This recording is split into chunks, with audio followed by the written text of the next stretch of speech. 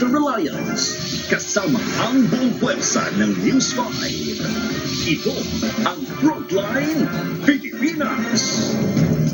Sa kulungan sa ICC, hirit ni Palace Press Officer Claire Castro, baka kulang lang sa exercise ang dating Pangulo. Live mula sa TV5 Media Center, nangunguna sa balita si News 5 Palace Correspondent Maricel Halili. Maricel, ano pang sinabi ng Malacanang tungkol dito? Jiggy, para sa Malacanang, hindi cause of concern yung sinasabing pahayag ni Elizabeth Zimmerman na butot balat na nga itong si dating Pangulong Rodrigo Duterte. Sa atin ni Palace Press Officer Undersecretary Claire Castro, mismong si Elizabeth Zimmerman at si Vice President Sara Duterte naman ay nagsabi na bagamat pumapayat ang dating Pangulo ay nasa maayos na kalusugan naman ito. Sila na nga rin daw mismo ang nagkwento na ito naman daw si FPRRD pa ang mismong nagsabi sa kanyang pamilya na umuwi na kayo dahil okay lang naman daw siya. Sabi pa nga ni Yuse Castro, mas okay pa daw si FPRRD na naroroon sa dahig dahil natututukan din naman ang kanyang kalusugan. Narito ang pahayag ni Yuse Castro. Sa ngayon po, dahil mismo ang pamilya niya nagsabi na okay po ang Pangulo, ang kailangan na lang po siguro niya ay exercise. At Maricel, may sagot ba Malacanang sa plano ng Duterte Camp na bigyan ng Senate Committee Report ang ICC para patunayang may halong politika umano ang ginawa ng administrasyon sa dating Pangulo?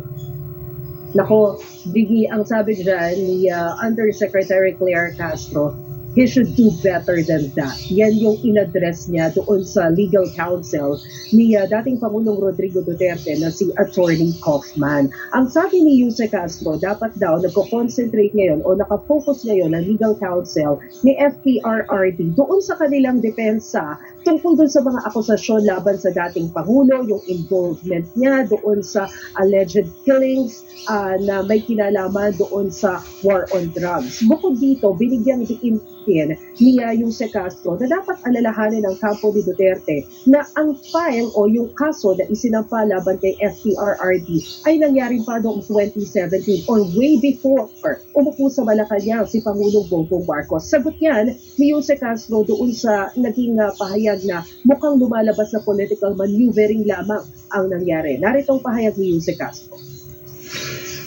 Yes, for the fees, he has allegedly been demanding from his client, former President Rodrigo Duterte. He should do better than that. He should concentrate on his defenses. He should concentrate on the allegations and admissions of the former president of his killings and that he ordered the killings of some people in relation to war on drugs. At kaugnay naman sa impeachment case ni VP Sara, sa pananaw ng Malacanang, dapat bang mag-inhibit ng mga senador na nagpapakita ng kanilang posisyon sa kaso?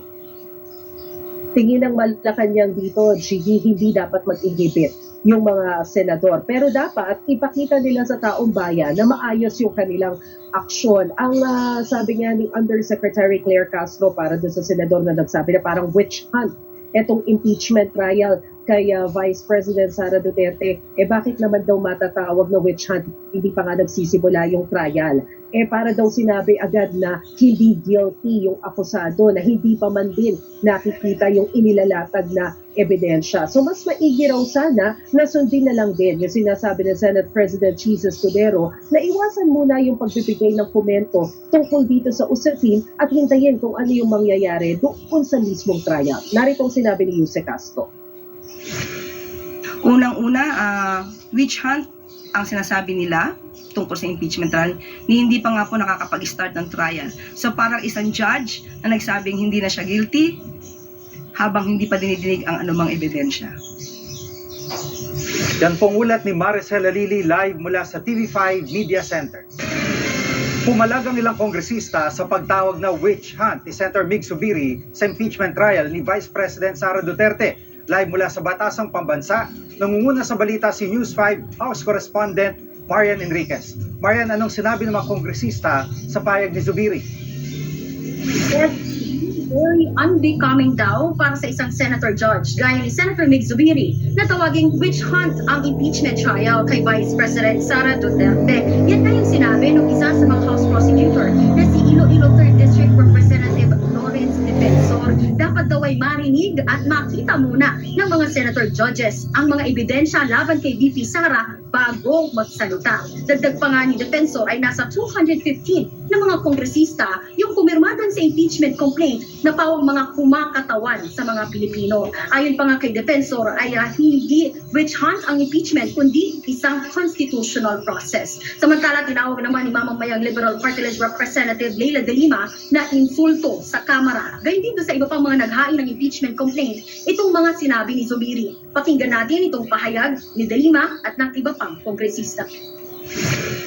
Makikita natin na seryoso talaga yung mga grounds, may mga batayan yung mga complaints na yon. And then they will accuse us of a witch hunt. That's so unfair.